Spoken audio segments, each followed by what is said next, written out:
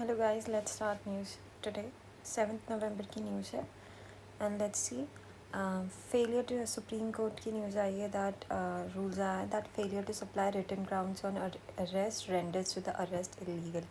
यानी अब से पुलिस कभी भी अब से नहीं मतलब it's just an order right now. Mihir Rajesh Shah versus state of Maharashtra case में ये बताया गया है कि अगर ये लोग ने रिटन अगर कोई भी फंडामेंटल राइट्स वायलेट हुआ तो उसके लिए आपको अरेस्ट करना, अगर आप अरेस्ट करोगे नॉट फंडामेंटल राइट्स, अगर आप अरेस्ट करोगे तो आपको रिटन ग्राउंड स्टेट करना पड़ेगा एंड अगर नहीं करोगे तो this is a violation of fundamental right under article 21. Okay, तो वाई हाईलाइट क्या करता है ये जजमेंट, कौन से article. Right to be informed on the ground of arrest, ये आर्टिकल 22(1) में है. It is a fundamental right mandatory safeguard under article 22 sub clause 1. याद रखना 21 में नहीं है, 22 में है ground of arrest. Okay, of the consultation and applies it to all offences included Bharatiya Nyaya संहिता. जो BNS बनाया है नया वाला रूल, उसके हर रूल पे अप्लाई होगा कि right to know about why we are getting arrest. ये पहले से ही अंडर राइट है, पर अगर नहीं हो रहा है तो in short this is your private, this is your life to live life. Okay, hence the ruling expand the constitutional safeguard to all statutes ending the perception of protection being limited to only specific laws like UAPA and PMLA.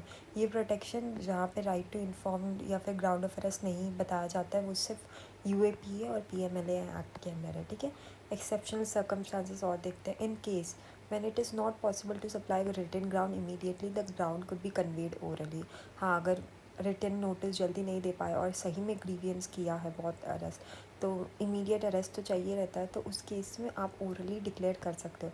However written ground must be furnish within 2 hours. Okay, 2 घंटे के अंदर written grounds बता ही देना चाहिए arrest करने के बाद. ठीक है, जब मजिस्ट्रेट के पास भी 24 घंटे के अंदर ले जाते हैं ना, ताकि मजिस्ट्रेट को भी बता दिया जाए. This would ensure judicious balance between safeguarding the arrestees and the constitutional अरेस्टीज.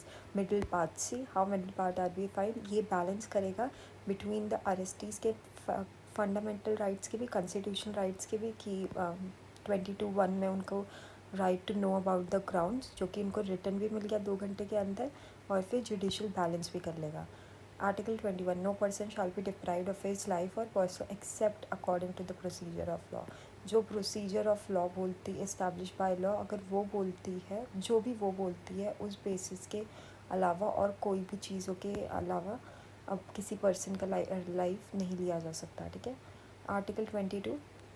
Arrested person should be informed about the ground of arrest and be provided of the right to consult and to be defended by a legal practitioner. उसके पास complete right है अपने लिए judicial ये lawyers को higher करने का. ठीक है, फ़ोन कॉल लॉयर को हायर, ये सारी उसकी complete right है. Not complete phone call, but let's C next. Redrawing welfare architecture through UBI, universal basic income. I don't think this is important, but ठीक है पढ़ लेता है. फर्स्ट प्रपोज द UBI क्या था, जिसने फर्स्ट प्रपोज कौन से सर्वे में, economic survey. Universal basic income होनी चाहिए, इसका चीज़ हमारे इकोनॉमिक सर्वे 2016-17 में कहा गया था. ठीक है, क्या होनी चाहिए, राइजिंग वेल्थ इन क्यों होनी चाहिए यूनिवर्सल, सबकी बेसिक इनकम एटलीस्ट इतनी तो होनी चाहिए. क्यों, क्योंकि रिच और पुअर का गैप बढ़ रहा है. हम हर आर्टिकल्स में यही पढ़ते हैं कि रिच एंड पुअर का गैप बढ़ रहा है, तो फिर इनइक्वालिटी बढ़ रही है. टेक्नोलॉजिकल लेड जॉब डिस्प्लेसमेंट हो रहा है, AI ऑटोमेशन ये सब आने की वजह से सेमी स्किल्ड जो अनस्किल्ड वर्कर्स हैं वो आज धरे की धरे रह गए, या फिर एग्रीकल्चर सेक्टर्स में भी रह गए, पर एग्रीकल्चर में भी AI आ गया है एंड ऑल, तो वो सेमी स्किल्ड वर्कफोर्स आज जाए तो जाए कहाँ. वर्कफोर्स की डिमांड नहीं है AI की वजह से, नॉट अभी बट बाद में. Growing economic insecurity, gig and platform based workers have increase income volatility. मतलब समझो कि गिग इकोनॉमिक वर्कर या फिर प्लेटफॉर्म बेस्ड वर्कर, इनको भी नहीं पता कब इनको कितना मिलेगा कब नहीं मिलेगा. ठीक है, तो इनकम इनक्वालिटी, जॉब डिस्प्लेसमेंट हो रहा है AI सेक्टर्स आने की वजह से, गिग इकोनॉमी घट रही है, इंटेंसिफाइंग सोशल एनवायरमेंटल स्ट्रेस. ठीक है, climate related displacement and rising mental health burdens are straining housing stability. ठीक है, क्लाइमेट हेल्थ डिस्प्लेसमेंट्स या फिर मेंटल हेल्थ ये सब भी बढ़े जा रहा है. Concept of universal basic income होता गया है. Definition: unconditional cash transfer to all citizens regardless of income or in employment. Not completely unconditional, periodic होना चाहिए. ठीक है. Universality covers all citizens. No link to employment or income status. है ना. कोई इनकम और एम्प्लॉयमेंट के बेसिस पे हम नहीं देख रहे हैं, बल्कि हम सबको एक बराबर बांटें ताकि सबके पास एटलीस्ट बेसिक इनकम तो रहे. और क्या इसमें, क्या ये कोई कंट्री कहती है? हाँ, Finland, Kenya, improved health, food security and mental health will. अच्छा, तुम्हें लग रहा है ये क्या पैसे देंगे अनकंडीशनल कैश ट्रांसफ़र? नहीं. किस कुछ जैसे फूड सिक्योरिटी की डिमांड है कंट्री में, तो उस बेसिस पे ये लोग पैसे बांटेंगे, ताकि पैसे नहीं मतलब फूड एंड ऑल ये सब बांट देंगे डिपेंडिंग ऑन हमारी जैसी पॉपुलेशन है. अब जो फेवर करता है यूनिवर्सल बेसिक इनकम को, तो वो तो बताता है कि पॉवर्टी रिडक्शन हो सकता है. It's a best way to reduce because सबके हाथ में कुछ ना कुछ पैसे तो रहेंगे. Empowers beneficiaries to decide their own welfare spending. But let's see other also arguments भी एक साथ देखते हैं. Risk of reduces poverty but at the same time risk of wasteful consumption भी हो सकता है, specially by the male members. है होता है ना कि फीमेल मेम्बर्स दबके रह जाते हैं, उनका भी पैसा लेकर ये लोग हज़ार्ड दूसरे चीज़ों में इस्तेमाल कर सकते हैं. मॉरल हज़ार्ड में reduce labour supply and encourage dependency. है ना, ये हो सकता है. Very true. बिकॉज अगर हमें फ्री में ही सारी चीज़ें मिल जाए तो लोग लेबर किस लिए करें, लोग काम क्यों करें जब मिल ही रहा है पैसे. यूनिवर्सल अब zero exclusion error.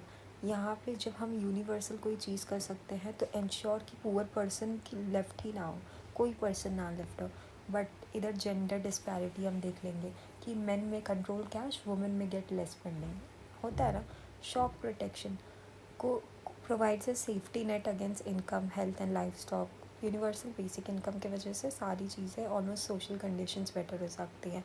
But implementation burden आता है ना कि stress on banking system due to financial access gaps. कई सारे लोगों का तो फाइनेंशियल एबिलिटी अभी भी नहीं खुली है. इनकरेज बैंक यूसेज, खुल जाएगी बैंक यूसेज. फिर ease credit sustain but hard to withdraw one started and high term long term cost. Reduces stress daily of security. ये साइकोलॉजिकल सिक्योरिटी बेटर हो जाएगी, बट ये यूनिवर्सैलिटी कंसर्न भी कर देगी. Operations due to benefits flowing to the rich also. Opposition, क्योंकि universal basic income है, rich हो चाहे पुअर सबको मिलेगा. ठीक है. Cash loses purchasing power during price fluctuations unlike food subsidies. और वहीं पे एडमिनिस्ट्रेटिव एफिशिएंसी. हमें लग रहा है कि ये मिलेगा, but replaces multiple schemes, reduces leakages. है ना. एक ही स्कीम्स में आपने सोशल सिक्योरिटी, फाइनेंशियल सिक्योरिटी सारी दे दी. ओके. तो यूनिवर्सल बेसिक इनकम को हमने पहली बार कब देखा था? इकोनॉमिक सर्वे में होता है. और ये क्या करता है? हमारी इनइक्वालिटी गैप्स को रिड्यूस करेगा. गिग इकोनॉमी एम्प्लॉयज़ को, मतलब हम आर्ग्यूमेंट्स ही देख रहे हैं. पॉवर्टी रिड्यूस करेगा. ज़ीरो एक्सक्लूजन एरर कम हो जाएंगे. पुअर्स को भी मिलेगा बेनिफिट्स. फिर हमारी सोशल फाइनेंशियल इंक्लूजन पैदा करेगा. ये साइकोलॉजिकल मेंटल हेल्पिंग बेटर करेगा. एडमिनिस्ट्रेटिव लीकेजेस कम होंगे, क्योंकि अब सबको ही मिलना चाहिए. तो मल्टीपल स्कीम्स के बदले एक ही स्कीम्स में हमने बहुत सारी चीज़ें देख ली हैं. Pan India vulture population almost हर साल न्यूज़ में ही आता रहता है. Wildlife Institute of India releases first pan India assessment and monitoring of vultures. ठीक है. पहला pan India vultures monitoring assessment आया है ऑफ एंडेंजर्ड स्पीशीज़. वल्चर्स कितने टाइप के होता है?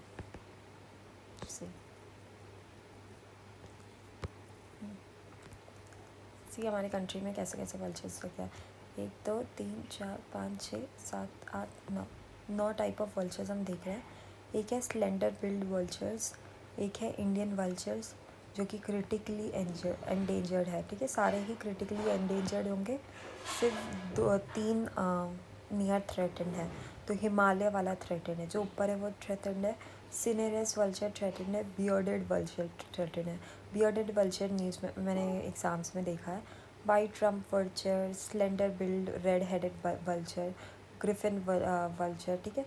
ग्रिफिन, ये सारे नाम तो वो वाले हो गए ना. Egyptian vulture. हमारा इंडियन वल्चर, उसका याद रख लो कि जिप्सिस इंडिकेस उसको बोलते हैं.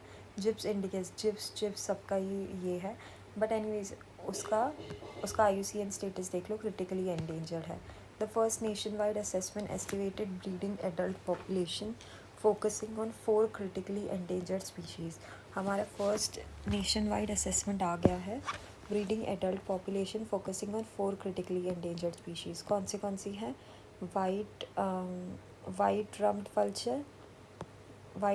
वल्चर, इंडियन स्लेंडेड, है ना, स्लेंडर बिल्ड, तीनों का ही ऊपर के 3 इनका क्रिटिकली है, और ये रेड हेडेड, ये 4 ऊपर के, ठीक है। रेड हेडेड, वाइट रम, स्लेंडर और इंडियन कल्चर, चारों का ही क्रिटिकली एंडेंजर्ड है station. The survey documented vultures present at 216 sites across 17 states हुआ है, ठीक है। It reveal absence of nesting in nearly 70% of, जहाँ जहाँ ये रहते हैं उनकी नेस्टिंग हमने नहीं देखी है, ठीक है। PAs protected areas hold 54% of all documented nest, okay. Species जो कि फाउंड होती है इंडिया में, Indian vulture found mainly in Madhya Pradesh and Rajasthan, largest Mukundra hills के इधर मिलती है, ठीक है। इंडियन वल्चर्स, वाइट रम वल्चर्स जो कि हमें कांगड़ा वैली हिमाचल प्रदेश में मिलती है, वाइट इसीलिए है क्योंकि ऊपर पहाड़ों में मिलती है। स्लेंडर बिल्ड वल्चर्स जो कि हम लोगों को आसाम में मिलती है, स्लेंड कितने के लिए Assam. Red headed again MP इधर मिलती है, depends on dense undistributed forest, ठीक है। रेड और इंडियन इधर मध्य प्रदेश राजस्थान वाले एरिया में, वाइट तो नाम से ही बता दोगे कांगड़ा वैली के इधर Himachal Pradesh, slender Assam. Large carrion birds mainly found in tropics and subtropics. Vultures कहाँ पे पाए जाते हैं? मेनली ट्रॉपिक्स और सब ट्रॉपिक्स रीजन्स में पाए जाते हैं, इसीलिए तो इंडिया में भी पाए जाते हैं। इंडिया का geographical condition both tropics and सब ट्रॉपिक्स में लाई करता है। 9 स्पीशीज़ इन इंडिया फाउंड होता है, ये 9 के 9 ही इंडिया में देखो ना, वल्चर्स इन इंडिया। पर हमने ये सर्वे कितनों का किया है? 4 क्रिटिकली एंडेंजर्ड का। कंजर्वेशन बैन ऑन हमने कैसे डाइक्लोफिनेक, कैटोप्रोफिन और एक्लोफिनेक, ये इसीलिए, ये जो था ना डाइक्लोफिनेक और कैटोप्रोफिन, ये इसीलिए ऑप्शन बन गया था UPSC का। 2023 में बहुत न्यूज़ में था इनका bans. Action plan of vulture conservation 2020-2025 का जो आया था, 2020 से आ रहा था न्यूज़ में काफ़ी, तो डाइक्लोफिनेक ये सब बैन किया था। तो और फिर हमने इनको कंजर्वेशन स्टेटस किस में दिया? Schedule 1 में रख के दिया है, ठीक है। हैबिटेट लॉस एंड ऑल ये सब हो रहा है, ओके। 9 स्पीशीज़ पाई जाती है वल्चर्स की, ये याद रख लेना 9 नंबर, बिकॉज आया था Indian there are 8 species of vultures and all ऐसे बताया था, but there are 9। Transforming food system crucial for solving climate. Of course जितना बेटर फूड सिस्टम होगा उतना ही बेटर क्लाइमेट, हेल्थ, बायोडाइवर्सिटी पे इफ़ेक्ट करेगा, ठीक है। And justice crisis, recent Lancet Commission report highlights that even if global energy transition away from fossil fuels occur, food system would cause the breach Paris target। दो ये बोल रहा है कि लैंडसेट कमीशन, इवन दो हम बोले कि fossil fuels को हम कम करने जाएँ उसका एमिशन, पर जो फूड सिक्योरिटी हम लोग नहीं कर रहे हैं वो भी टारगेट को ब्रीच ही कर रहा है, जो कि हमारा ग्लोबल, हमने देखा था ना, अब 2.3 डिग्री सेल्सियस बढ़ गया है, 2.3 डिग्री से 2.5 डिग्री सेल्सियस तक बढ़ गया, बल्कि हमारा पेरिस टारगेट था कि 1.5 डिग्री सेल्सियस। बल्कि food system refers to all activities in, food systems में क्या आता है? सारी एक्टिविटी, प्रोडक्शन से लेकर प्रोसेसिंग, डिस्ट्रीब्यूशन से लेकर कंजम्पशन और फिर डिस्पोजल तक। डिस्पोजल ही सबसे ज़्यादा एमिशन करता है एक्चुअली। कितने सारे food, millions of tons food waste होते हैं हर दिन। की highlights of reports, food drives 5 planetary boundary transgression. It includes land system change, biodiversity, okay. Agriculture and food system release about total 30% of global greenhouse gas। ये पूरा food को बनाने से लेकर उसके डिस्पोजल तक का पूरा emission 30% total green house emissions होता है। इसीलिए एग्रीकल्चर को भी लिया, बनता तो वहीं पे है ना खाना, उगता तो वहीं से है। Inequalities, richest 30% of global contribution contribute to more than 70% of environmental pressures from rich 30%, almost 70% of environmental pressure create करते हैं। इतना खाना भी मिलता है उनको और इतना वेस्टेज भी होता है। Despite the decline in economic contribution, agriculture would remain a large source of GDP and employment by 2050. दो हम बोल रहे हैं कि एग्रीकल्चरल वेस्ट हमें कम करना चाहिए, वो कब होगा कि हम एग्रीकल्चर पे कम डिपेंड हो, but despite of all this it is the largest source of GDP and employment bye 2050. Hence, restructuring food system is important, ना कि neglecting. ठीक है, की रिकमेंडेशन प्लानिटरी हेल्थ डाइट, मतलब proper health diet, plants and all moderate conditions में हम सारी चीज़ें करें बेटर वे में. फिर ये सॉइल डिस्ट्रीब्यूशन, सॉइल कंजर्वेशन, ये सारी चीज़ें भी रोक सकते हैं. अगर हम बेटर फार्मिंग करें हम बहुत कुछ रोक सकते हैं, ना कि जस्ट एग्रीकल्चरल प्रैक्टिस भी, बट कि फूड सिक्योरिटी को भी रोक सकते हैं. इन शॉर्ट ये बोल रहा है. हमने क्या क्या पॉलिसीज़ को, including Paris agreement, Kunming Montreal global biodiversity framework, ये सारी चीज़ें बेटर बनाई है.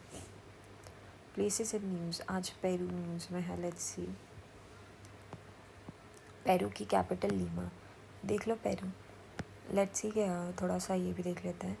अर्जेंटीना, चिली, पूरा ही साउथ अफ्रीका आ गया. यहाँ से देख लो. Peru, Ecuador, C. Peg, peg पीते हैं ना, तो Peru, Ecuador, C. Colombia, peg पी रहे हैं.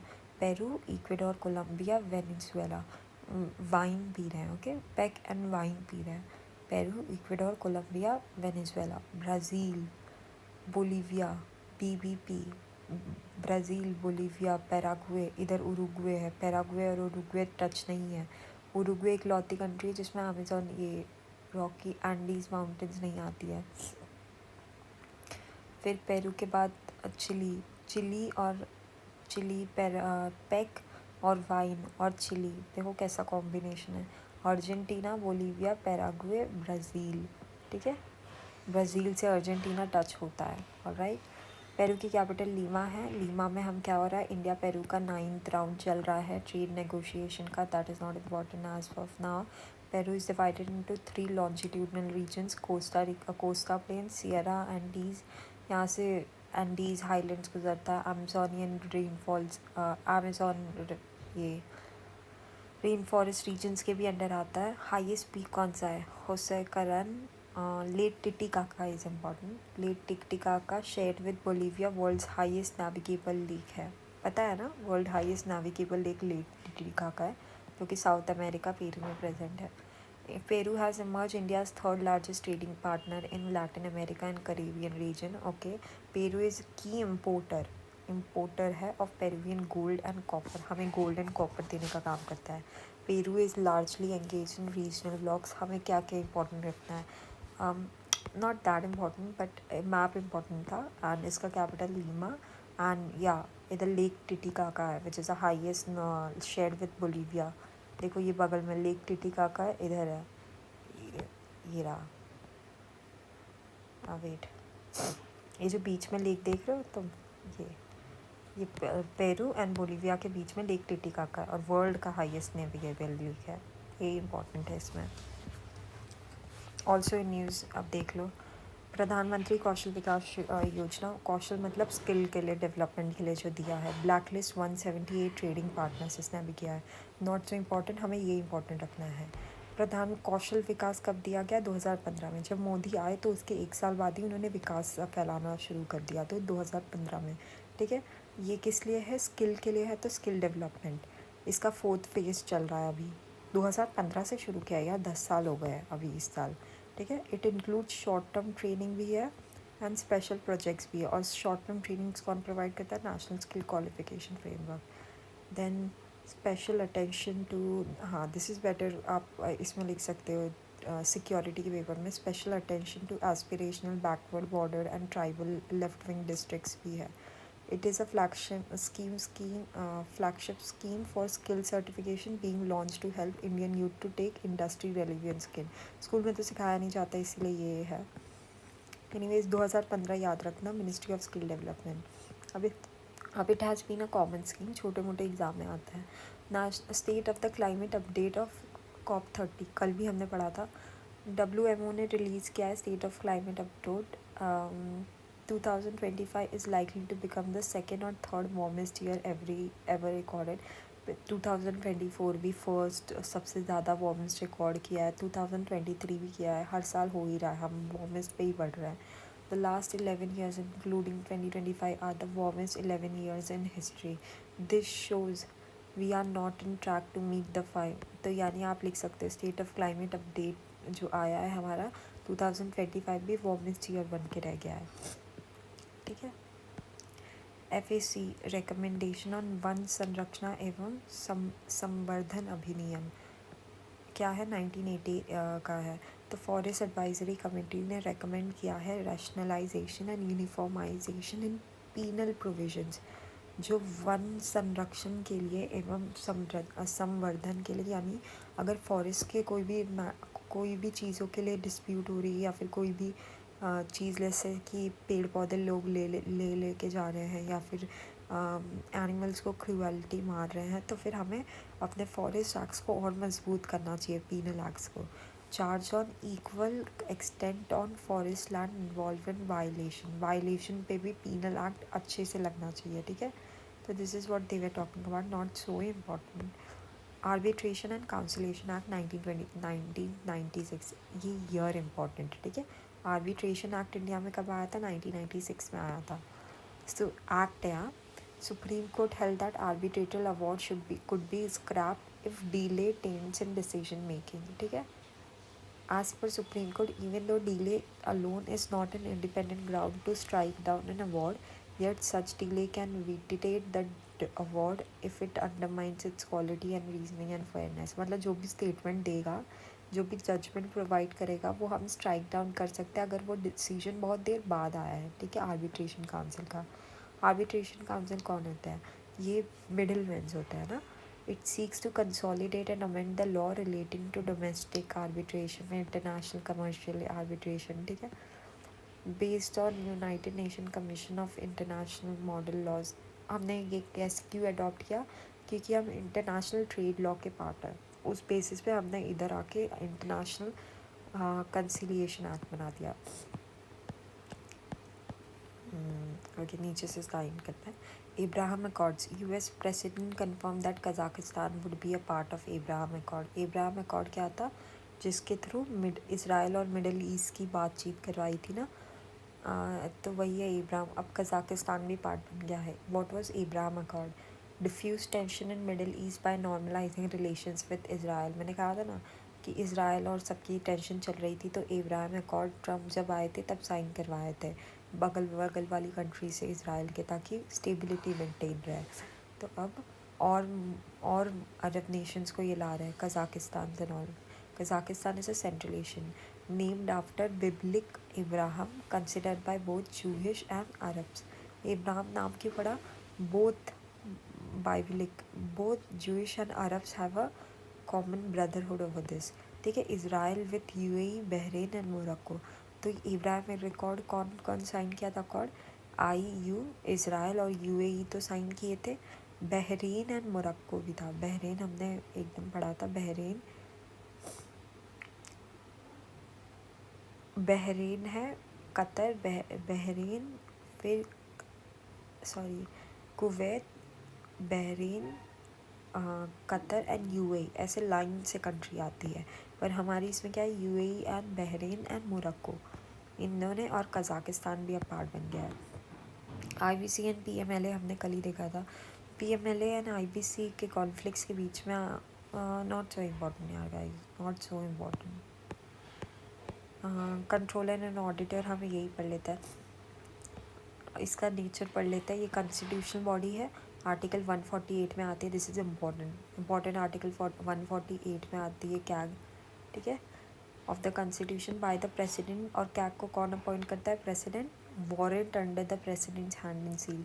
तो ये आता है कि क्या की appointment warrant under his hand and seal हुआ है कि नहीं. हाँ हुआ है. 6 years का टर्म है.